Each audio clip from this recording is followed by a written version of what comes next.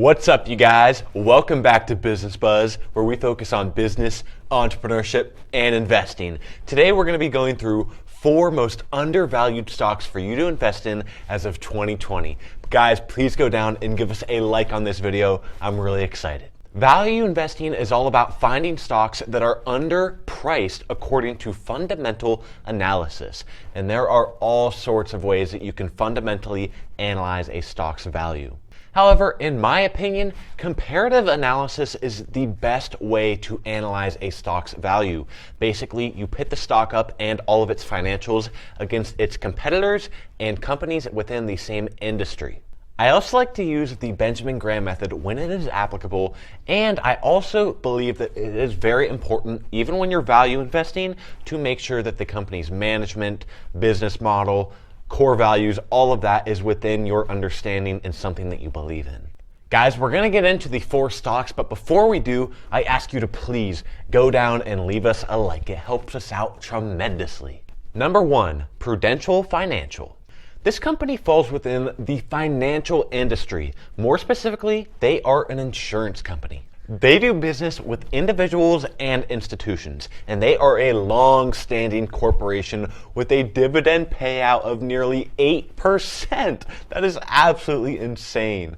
They've been annually increasing their dividends for over a decade, which isn't like a super long time. They're not like a dividend king, but that's a pretty long time for an 8% gain. They also have a market cap of over $21 billion and a PE ratio of 5.6. Their forward PE is even better at 4.38 and also much better than the industry average for insurance of 9. So they are way below in their PE ratio. Also, if you compare their financials with similar companies like Allstate, MetLife, Progressive, companies like that, big insurance companies, their financials, in my opinion, are much stronger and show much more growth. They've also done lots of de-risking lately, making them much more resilient in the event of a financial crisis, which many analysts foresee. The Benjamin Graham number is at 91 and their current stock price is at 54. That's 40% room for growth, so pretty big potential here. Number 2, Pfizer. Pfizer is a pharmaceutical company under the healthcare industry, and one of their main things that they do there is actually vaccines, which is kind of an interesting play at a time like this with the illness going around. They're another very high-paying dividend company with a ratio of over 4%. Their consistent cash flows should be enough to keep that dividend stable and maybe even grow it. Also, in the last 5 years, their EPS has grown at a steady 12% annually rate. That is really good. Many would consider them a mega cap company because their market cap is just over $200 billion. While this does mean that there generally is less room for growth, it also makes it a safer investment. So again, this isn't really a growth stock, it's more of a value stock. The average PE for their industry is 22, and Pfizer is at 12, way ahead of their competitors. The Benjamin Graham number for this stock is 44, and their current share price is just at around $36, which means its value is most likely undervalued, at least according to Mr. Benjamin Graham. Number 3, Dell. This is a technology company that is mostly focused around hardware. However, they have been getting their feet wet in cloud-based products, which is a huge growing industry. There is no dividend, and their market cap is just over $30 billion.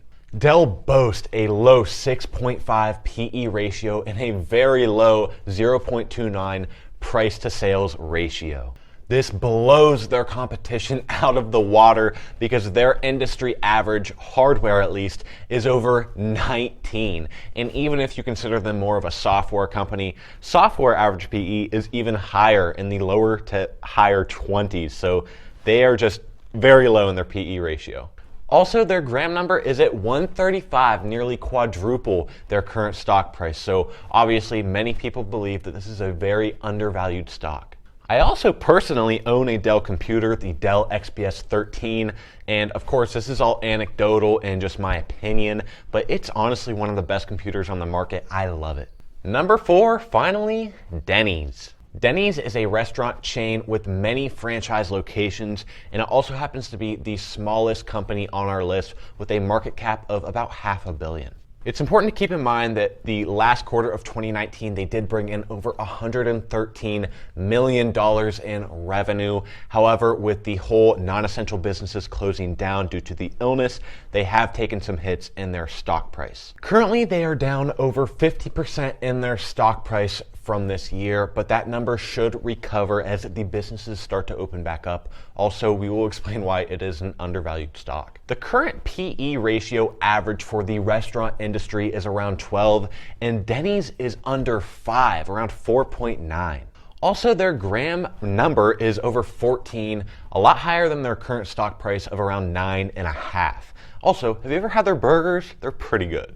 Guys, I really hope you end up investing in one of these companies. Obviously, disclaimer, I'm not taking any of the blame for any losses that you may take.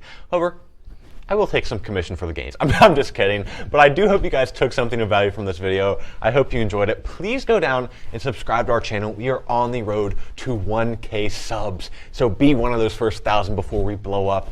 I really hope you guys enjoyed the video. I will see you guys in the next Business Buzz video.